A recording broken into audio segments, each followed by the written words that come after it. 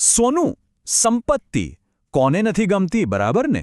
આ એક એવી વસ્તુ છે જેનું આકર્ષણ સદીઓથી, જુગોથી ચાલ્યું આવે છે, ક્યારેય ઓછું જ નથી થતું. તો ચાલો આજે આપણે આ જ વિષયમાં થોડા ઊંડા ઉતરીએ અને એક એવા ખાસ આધ્યાત્મિક ઉપાય વિશે વાત કરીએ જે કદાચ ઘણા લોકોએ નહીં સાંભળ્યો હોય. જુઓ, સદીઓ પહેલાં કવિ રહીમે પણ કહ્યું હતું કે સોનાનો નશો ધતુરા કરતાં પણ 100 ગણો વધારે છે. વિચારો, ધતુરો તો ખાધા પછી માણસ ગાંડો થાય, પણ સોનું એ તો ખાલી મળી જાય ને તો પણ માણસ બધું ભાન ભૂલી જાય છે. આટલું પ્રબળ છે આ સંપત્તિનું આકર્ષણ. અને હા, આ કોઈ આજકાલની વાત નથી. છેક ત્રેતા યુગમાં પણ આવું જ હતું. યાદ છે ને પેલી સોનાના હરણની વાત?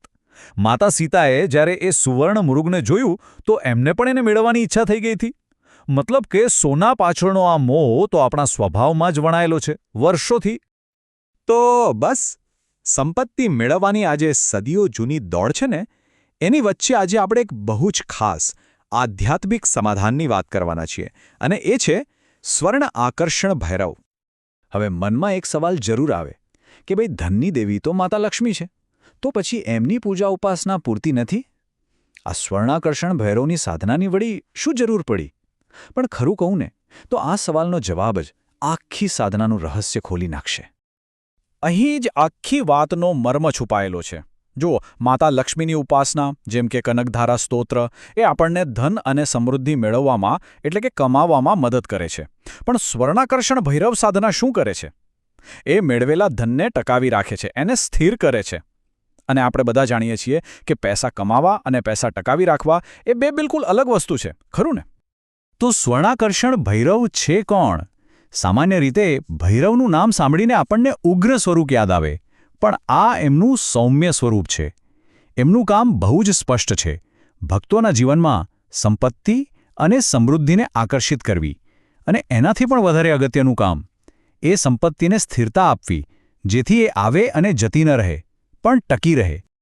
ઓકે, તો હવે સીધા મુદ્દા પર આવીએ.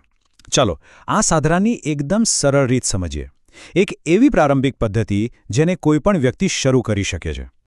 જુઓ, આ સાધનાના મુખ્યત્વે 3 ભાગ છે. સૌથી પહેલું સ્ટેપ છે ધ્યાન, જેથી આપણું મન અને શરીર તૈયાર થઈ જાય. બીજું અને સૌથી અગત્યનું છે મંત્ર જાપ, જેનાથી આપણે એ દિવ્ય શક્તિને બોલાવીએ છીએ.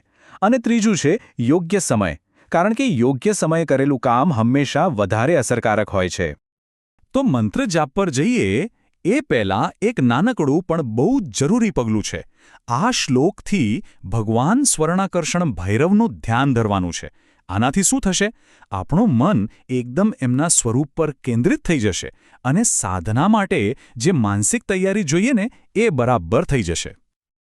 ચાલો હવે આપણે સાધનાના સૌથી મુખ્ય ભાગ પર આવીએ, એના હૃદય પર, એટલે કે એ શક્તિશાળી મંત્રો પર.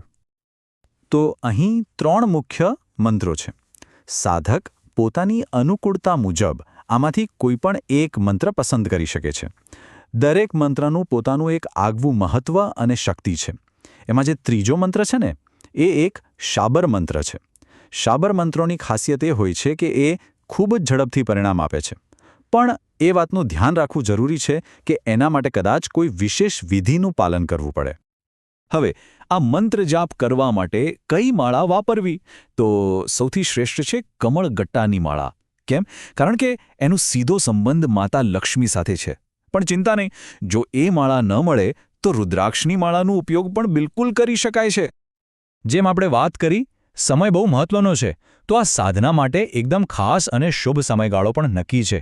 એ છે કૃષ્ણ પક્ષની 8મથી લઈને 14 સુધીના 7 દિવસ. એવું માનવામાં આવે છે કે આ 7 દિવસોમાં કરેલી સાધનાનું ફળ સૌથી ઉત્તમ મળે છે.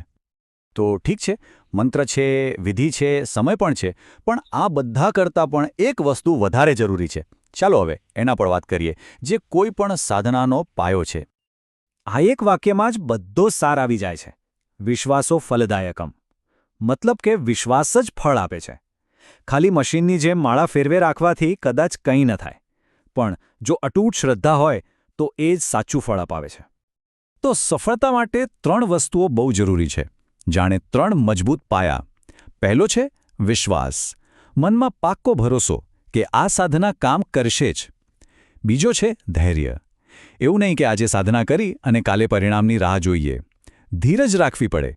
અને ત્રીજો છે નિરંતરતા. એટલે કે રોજ નિયમથી શિસ્ત સાથે સાધના કરતા રહેવું, તોડવી નહીં. તો અંતે એક સવાલ આપણી જાતને પૂછવા જેવો છે. શું આપણે ફક્ત સમૃદ્ધિ મેળવવા માટે નહીં, પણ શ્રદ્ધા અને શિસ્તના રસ્તે ચાલીને એને જીવનમાં કાયમ માટે સ્થિર કરવા તૈયાર છીએ? આનો જવાબ કોઈ બીજું નહીં, પણ આપણે પોતે જ પોતાની અંદર શોધી શકીએ છીએ.